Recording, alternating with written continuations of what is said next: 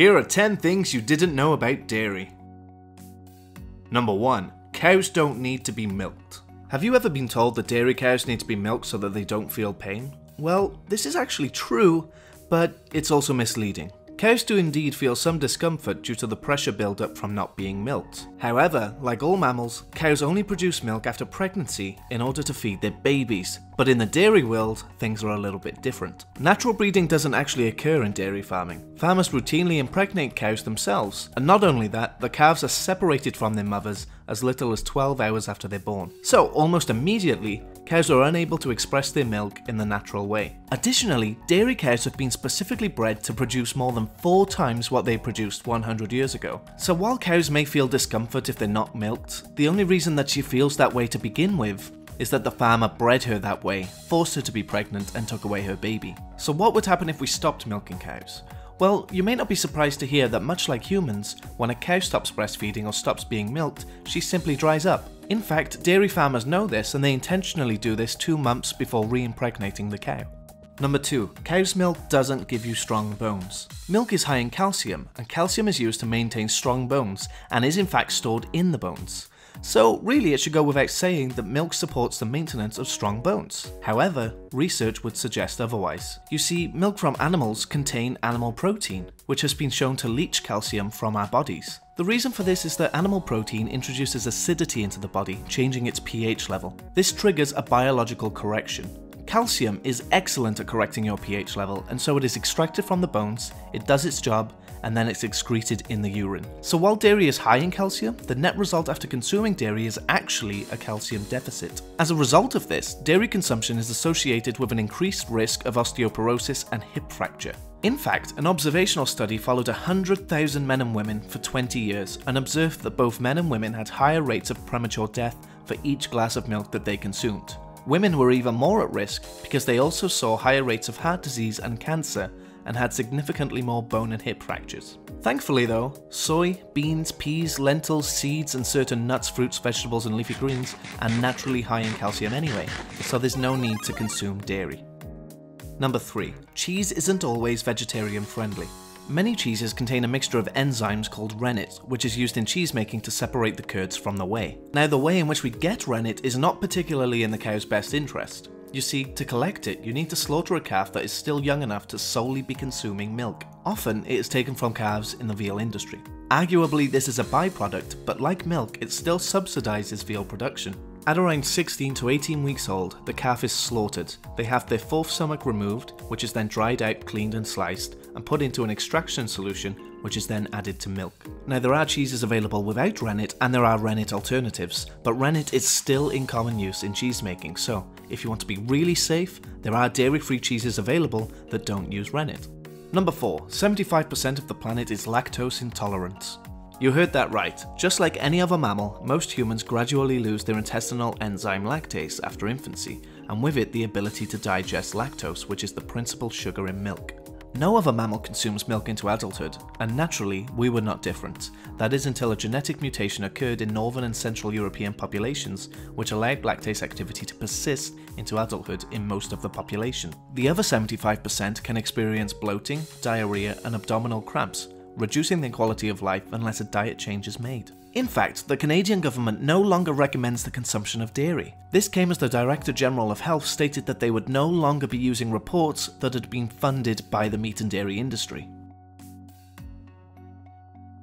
Number 5. You have a 50-50 chance of eating a dairy cow when you eat beef. Dairy cows can only produce a very high milk yield for an average of 3 years, so despite having a lifespan of 20 years, the cows are sent for slaughter at around 5 years old. Since it increases profits tremendously, their bodies are processed in the same way as cows solely raised for beef, and in many places this makes up 50% of the beef consumed. Products are not labelled as such, so you are taking a gamble on which kind of cow you're about to consume. Likewise, this reveals an intrinsic link between dairy and beef, and is one of the reasons why many people are cutting dairy out of their diets.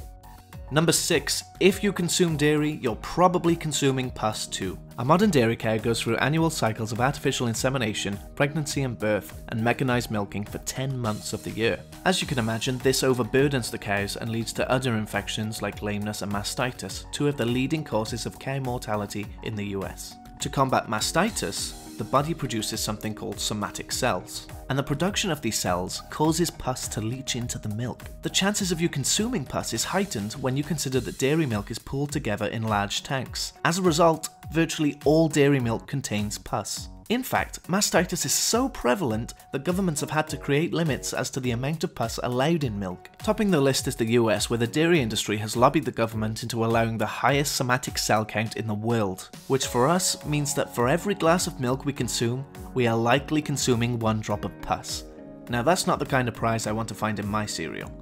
Number 7. Mad cow disease comes from feeding cows to other cows. Most scientists believe that mad cow disease, or BSE, is a result of a malformed version of a protein called a prion. These malfunctions can occur entirely on their own, and it creates a domino effect that results in further misfolded prions, clumps on the brain, loss of brain function, and eventually death. But prion disease can also be acquired through the food that we eat. Now consider that we don't eat every part of a cow's body, and the parts that we don't eat are usually cooked, dried, and ground into a powder. This powder can be used for a variety of purposes, including as an ingredient in animal feed, meaning that many farmed animals are unknowingly eating members of their own species. So if a cow eats a part of another cow who had prion disease, they too can contract prion disease. This is very tough to avoid because it's difficult to detect. You see, prion disease has an incubation period of 4 to 6 years, meaning that the cow won't even show symptoms until they're at least 5 years old. But most cows don't get to live until they're 5 years old, so BSE is almost never detected.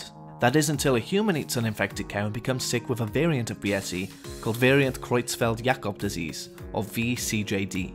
In fact, it is currently thought that 1 in 2,000 people in the UK is a carrier of the disease, and it is linked to eating contaminated beef. Number 8. Many cows never see grass. Almost all dairy cows are kept in sheds for 6 months of the year, even those covered by something called the Free-Range Pasture Promise. In fact, there is no regulation in the UK, the US, or many other countries to define what free-range milk production even is. It is currently estimated that as many as 20% of dairy cows in the UK are zero grazed. That means they are permanently housed indoors for the entirety of their lives. One possible reason for this is that there is no differentiation at the point of sale, so there is no financial incentive for dairy farmers to allow their cows onto fields. In the US, over 90% of dairy cows are confined in primarily indoor operations, with more than 60% tethered by the neck inside barren stalls. Number 9. More soy is used to make dairy milk than soy milk. These days, dairy cows produce so much milk that they can no longer meet all of their nutritional needs from grass alone, so they are fed grain, soya, and other crops. In fact, almost 80% of all soy is fed to farmed animals, while only 2.4% is used to make products such as meat alternatives, tofu, and soy milk. In fact, around 10 times as much soya is fed to British dairy cows each year than is used to make all the soy milk currently consumed in the UK in a year.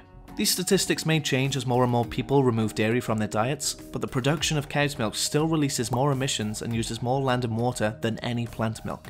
So if you're environmentally conscious, soy milk or oat milk seems to be the way to go. And number 10.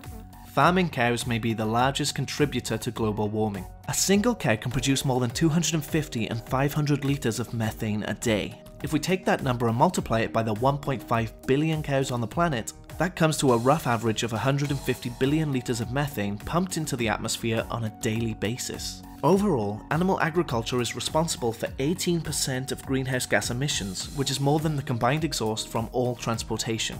Researchers at the University of Oxford found that cutting meat and dairy products from your diet could reduce an individual's carbon footprint from food by up to 73%, which means that eating plant-based could be the single biggest way to reduce your carbon footprint.